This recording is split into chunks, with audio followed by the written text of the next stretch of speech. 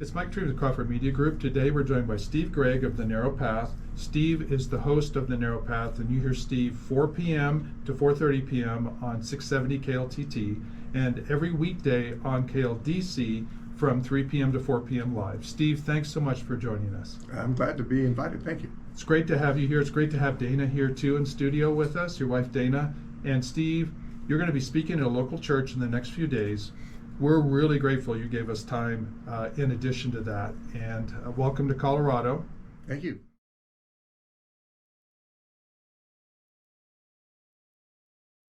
And Steve, for people that have not heard The Narrow Path, let's give an overview of what you do on the program, what types of topics. You're great at counseling people that call in and giving them input. They have a lot of biblical questions and life questions. So tell us a little bit, please. Well, the narrow path obviously refers to what Jesus said, strive to enter into the narrow gate, because the path is broad that leads to destruction. And he said the path that leads to the narrow gate is more difficult and more narrow, obviously. And he's referring there, of course, to simply the path of following Jesus, the discipleship life. So that's the whole subject of our interest, is living for Christ. Now, of course, that's a very practical matter, but we also deal with theological subjects when people bring them up.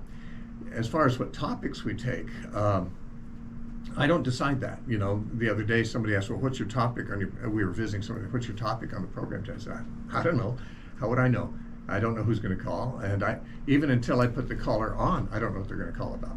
So, we have technically a call screener, but the screener doesn't really screen calls. He just puts them on hold for me to put on the air and tells me where they're from.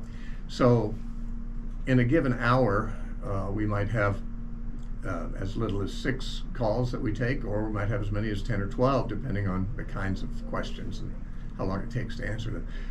But they could each be on an entirely different subject.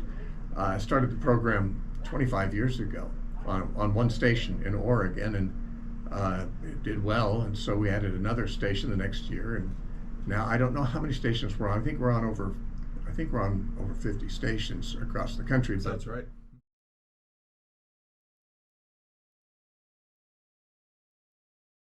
What I want to get them to do is be aware of the reasons for a person having this view or that view, so that they can think for themselves. I think one thing we lack in our time, not only in the church, but just in our society, people have not been taught critical thinking skills in their education process.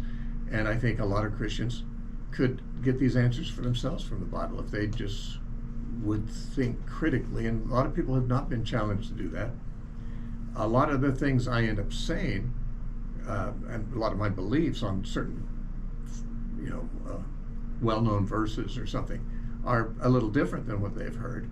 Maybe real different than what they've heard, and so it gets them to dig in again and say, someone told me just yesterday, I think it was, that when they first heard me talking about a certain subject, he said, no, that's not true, that can't be true. And but it got them to, because I said it convincingly, but they weren't convinced. They wanted to go back and relook at the Bible and see if it was right or not. So that's a good result.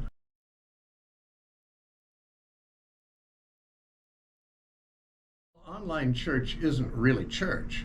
Online church is just listening to, a congregation sing songs. A person sitting at their computer might sing along, but it's not congregational singing. It's just their voice alone there. And it's watching a sermon. Well, as long as there's been the internet, people have been able to watch sermons. They don't have to do it on Sunday morning. But I think people, until COVID, tended to feel like there's some kind of obligation to be in church of some kind on Sunday morning, at least. Some people who are motivated to learn more might, through the week, have also listened to sermons online. But it was different. Sunday morning was when you actually go to be with the people of God and so forth. And I think church is supposed to be different. Learning can take place from a book or from a radio program or from internet, podcast or something, but fellowship is what church is about.